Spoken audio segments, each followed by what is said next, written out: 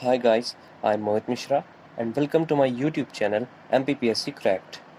Previously, topic को हमने Khilji dynasty पर पॉज किया था। अब आगे बढ़ते हैं तुगलक डायनेस्टी की ओर और वहीं से रिज्यूम करते हैं। तुगलक डायनेस्टी का आप टाइम पीरियड देख रहे हैं 1320 से 1414 AD। इसमें फर्स्ट रूलर थे घियासुद्दीन तुगलक। खुसरो खान को दीपालपुर के गवर्नर घासी मलिक ने हराया और खुद राजा बने और उन्होंने ही तुगलक डायनेस्टी की नींव रखी और घियासुद्दीन तुगलक के नाम से जाने गए। घियासुद्दीन तुगलक के बाद उनका बेटा फखरुद्दीन जौना, जो कि उलुग खान के नाम से जाना जाता था, वो राजा बना और उसने अपना नाम मोहम्मद बिन तुगलक रखा। मोहम्मद बिन तुगलक बहुत ही फेमस राजा था, उसका भी टाइम पीरियड यहाँ पे लिखा हुआ है।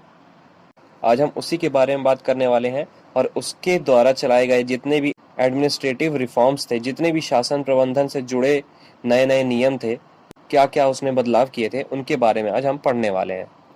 तो उसने 5 प्रोजेक्ट्स चलाए थे, 5 अभियान चलाए थे, जिनको लेकर बाद में विवाद भी खड़ा हुआ। लेकिन अलाउद्दीन की तरह ही उसने भी शासन प्रबंध में नए बदलाव किए, जिससे कि वो भी एक फेमस रूलर कहलाया जाए। आइए अब उसके 5 अभियान यानी 5 प्रोजेक्ट्स के बारे में बात करते हैं। पहला है टैक्सेशन इन डोब। 1326 में उसने डोब इलाके में कर वसूलने का नियम चलाया। डोब उस इलाके को कहते हैं जो कि 2 नदियों से घिरा होता है। तो उस समय उसके साम्राज्य में वो इलाका गंगा और यमुना के बीच में आता था। उस इलाके में उसने बहुत ज़्यादा टैक्स लगवाए, बहुत ज़्यादा कर वसूलने लगा लोगों से। उसने सिर्फ टैक्स ही नहीं बढ़ाया, उसने उपकर भी लगा दिए। कई छोटे छोटे कर लेने लगा, कई चीज़ों में लगाने लगा कर। उसे अबवाब कहा जाता था। हर वस्तु का दाम फिक्स कर दिया और हाउस टैक्स भी चलाया। घर का भी कर देना पड़ता था और चराही टैक्स भी लगाया। जो लोग चरवाहे होते थे, गाय चराते थे, बकरियां चराते थे, उनको भी टैक्स देना पड़ता था। और मोहम्मद बिन तुगलक ने एग्रीकल्चर डिपार्टमेंट बनाया, खेती प्रबंधन बनाया। उसे दीवाने को ही कहा जाता था। दीवाने कोही का मेन काम था खेती के क्षेत्र बढ़ाना और किसानों को ज़्यादा से ज़्यादा मदद प्रोवाइड करना, ज़्यादा से ज़्यादा मदद पहुंचाना। दूसरा अभियान था राजधानी बदलना। 1327 में उसने दूसरा अभियान चलाया, जिसमें दिल्ली से उसने अपनी राजधानी देवगिरी में शिफ्ट कर दी थी। देवगिरी को अपनी नई राजधानी बनाया था उसने, क्योंकि मोहम्मद बिन तुगलक ने साउथ में, दक्षिण में भी अपने क्षेत्र का फैलाव किया था। इस वजह से वो चाहता था कि दक्षिण क्षेत्र पर नजर रखने के लिए उसकी एक राजधानी दक्षिण क्षेत्र में भी होनी चाहिए। इस वजह से उसने देवगिरी को अपनी राजधानी बनाया, जिसे बाद में दौलताबाद के नाम से जाना गया। बाद में मोहम्मद बिन तुगलक को यह समझ में आया कि जब उसकी राजधानी दक्षिण क्षेत्र में रहती है, तब वो उत्तर क्षेत्र का नेतृत्व नहीं कर पाता ढंग से, और जब वो दिल्ली में रहता है तो नीचे के एरिया पर ध्यान नहीं दे पाता है। इस वजह से उसने दौलताबाद को अपनी राजधानी से हटा दिया और दिल्ली को ही अपनी परमानेंट राजधानी बना लिया।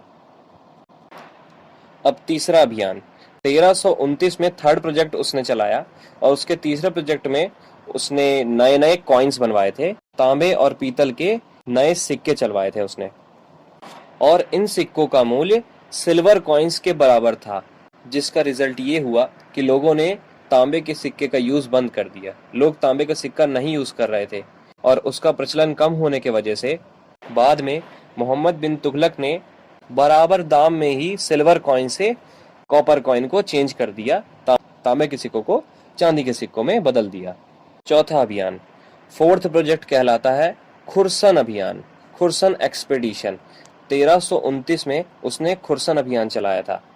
मोहम्मद बिन तुगलक ने सपना देखा था कि बड़े बड़े साम्राज्यों की लड़ाई होने वाली है, जिसमें छोटे साम्राज्य नष्ट हो जाएंगे। इसके बाद मोहम्मद बिन तुगलक के मन में डर सा बैठ गया और उसने खुरसन और इराक के इलाकों पर हमला कर दिया। और पहले से ही उसके साम्राज्य में खुरसान के कुछ शरणार्थी बसे हुए थे, जिनके द्वारा उसे उनकी कमजोरी भी पता चल गई।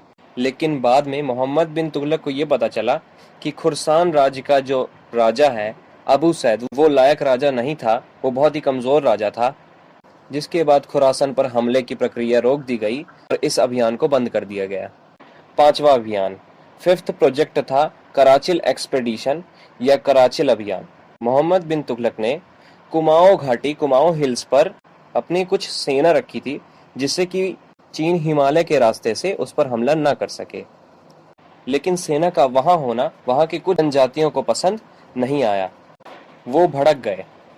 मोहम्मद बिन तुगलक का पहला वार तो सफल रहा, लेकिन जब बारिश का मौसम आया तब सेना को बहुत सारी कठिनाइयों का सामना करना पड़ा, जिसके बाद यह अभियान विफल रहा। तो मोहम्मद बिन तुगलक के द्वारा चलाए गए इन 5 अभियानों में से एक भी अभियान सफल नहीं हुआ, और इन अभियानों से सिर्फ लोगों में आक्रोश उत्पन्न हुआ, जिसने क्रांति का रूप लिया, और प्रजा ने करीब 25 साल में 36 बार विद्रोह किया, और इन 36 विद्रोहों में राज को बहुत हानि पहुंची। जैसे कि आप देख सकते हैं, मैंने यहाँ पे लिख रखा है कि उसका रिजल्ट क्या हुआ, उसका परिणाम क्या निकला। 1335 में मदुरई साम्राज्य मोहम्मद बिन तुगलक के चंगुल से आज़ाद हो गया, जिस पर जलालुद्दीन एहसान शाह राज करने लगे। और 1336 में विजयनगर की स्थापना हुई, जो हरिहर और बुक्का द्वारा की गई, और वरांगल साम्राज्य भी आज़ाद हुआ, जिसे कन्हैया द्वारा संचालित किया गया। और 1341 से 47 के बीच सादा अमीर के विद्रोह चले, जिसके कारण बमरी साम्राज्य की स्थापना हुई 1347 में हसन गंगू के द्वारा। तो मोहम्मद बिन तुगलक के आखिरी दिन इन विद्रोहों को दबाने में ही चले गए, और वो तागी द्वारा सिंध इलाके के ठट्टा राज में मारा गया। सो गाइस, आज हमने बात की घियासुद्दीन तुगलक और मोहम्मद बिन तुगलक की। आई होप आपको समझ में आया होगा। कुछ इंपॉर्टेंट लगे तो आप पॉज करके इसको लिख सकते हैं या स्क्रीनशॉट भी ले सकते हैं। सो गाइस, आज के लिए बस इतना ही। जुड़े रहिए एमपीपीएससी क्रैक्ट से।